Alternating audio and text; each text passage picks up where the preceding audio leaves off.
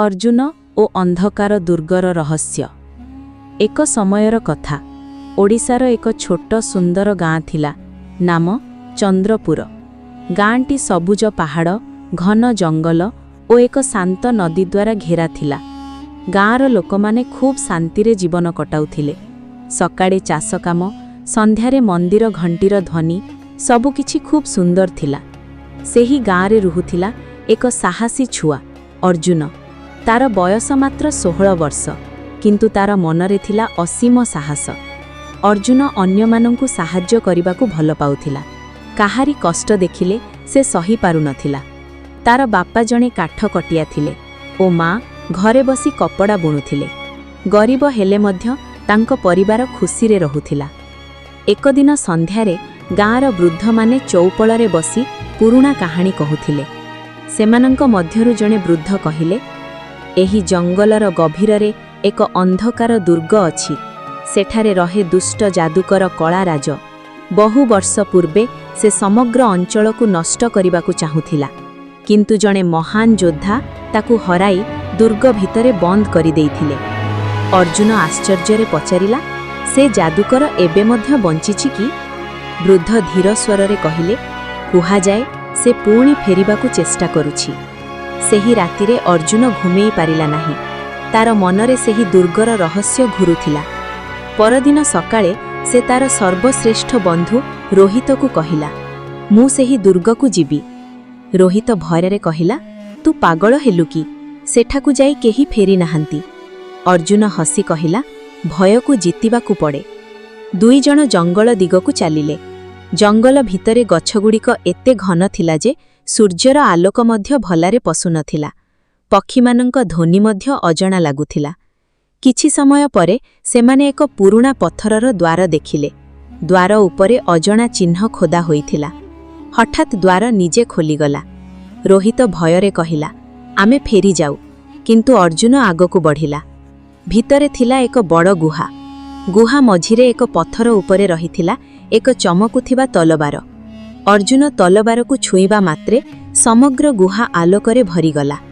एक गंभीर स्वर शुणीगला, साहसी योद्धा तुमे शेषरे आसिल। अर्जुन चारिपटे देखिला, किए कहुची? स्वरटी पुणी कहिला, मु दिव्य तलवारर आत्मा। एही तलवार केवल सत्य और साहसी मनुष्यंकु शक्ति दिए। अर्जुन धीरे तलवार को उठाइला। सेही मुहूर्तरे तार शरीररे अद्भुत शक्ति भरीगला। हठात भूमि कंपिबा आरंभ कला। गुहार अंधकार भितरु एक कला धुआं बाहरिला। धुआं धीरे धीरे मनीष आकार नेला। से थिला कलाराज। तार आखि लाल अग्नि भली चमकुथिला। कलाराज भयंकर हसी कहिला, हा हा हा, बहु वर्ष परे केही मोर निद्रा भंग कला। रोहित भयरे कांपुथिला। अर्जुन साहसरे कहिला, तुमे एही गाँ को केबे नष्ट करि पारिबनी। कलाराज तार हातरु कला अग्नि छाड़िला। अर्जुन तलवार घुमाइला। तलवाररु नील आलोक बाहरी कला अग्नि को रोकीदेला। कलाराज आश्चर्य होइगला, असंभव। तापरे से अंधकाररे मिसी हराइगला।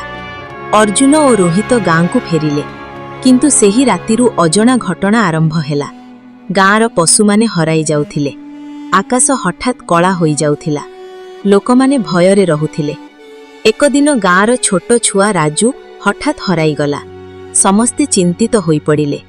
अर्जुन कहिला, मु ताकु खोजी आनिबी। से तलवार नेई जंगल को गला। किछि समय परे से एक पुरुणा भंगा मंदिर देखिला। भितरु छुआर कांदिबा स्वर आसुथिला। अर्जुन भितर को जाई देखिला, राजू को कला श्रृंखलरे बांधी रखा जाइछि। तार सामनारे थिले दुईटी बड़ दानव। अर्जुन तलवार उठाई कहिला, राजू को छाड़ी दियो।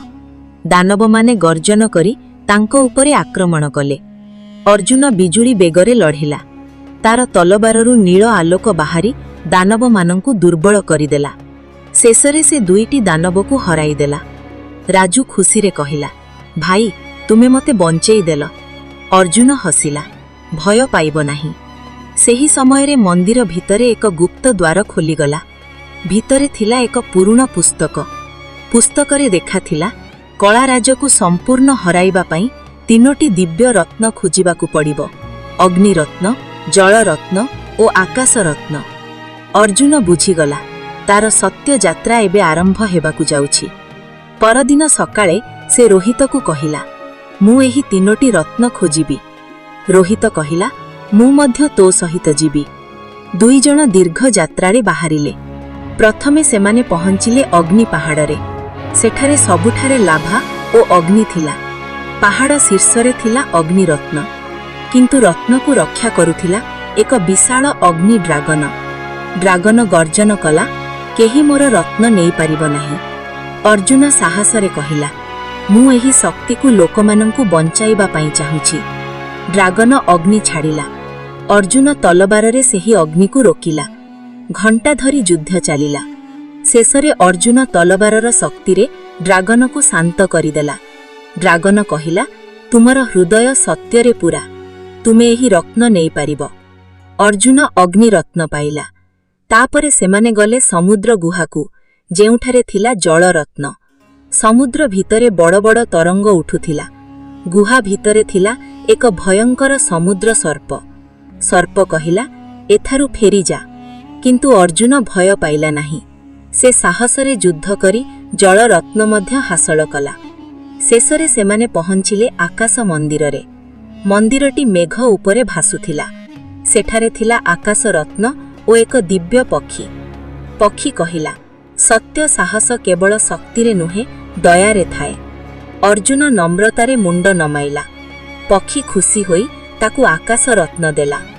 तीनोटी रत्न मिलिबा सहित तलवारर शक्ति अनेक गुण बढ़ीगला। किंतु सेही समयरे कलाराज आक्रमण कला। आकाश कला होईगला। वज्रपात आरंभ हेला। कलाराज गर्जन कला, एबे केही मते रोकी पारिब नाही। अर्जुन कहिला, अंधकार केबे आलोक को हराई पारेनी। भयंकर युद्ध आरंभ हेला। कलाराज कला शक्ति छाड़ुथिला। अर्जुन तलवारर आलोकरे सेगुड़ीकु रोकुथिला। शेषरे अर्जुन तीनोटी रत्नर शक्ति को एकत्र करी दिव्य आक्रमण कला।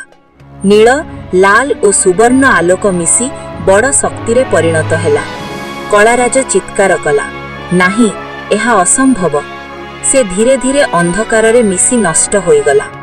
आकाश पुणी सफा होईगला। जंगलरे पक्षी माने गाइबा आरंभ कले। गाँर लोकमाने खुशीरे अर्जुन को स्वागत कले। गाँर मुखिया कहिले, आजिठारु तुमे आम गाँर सत्यवीर। रोहित हसी कहिला, मु तो आगरु जानिथिली। समस्ते हसी उठुथिले। अर्जुन आकाश को देखि भाबिला, सत्य शक्ति हेउछि साहस, दया और सत्यरे। एवं सेही दिनठारु चंद्रपुर गाँरे पुणी शांति फेरी आसिला।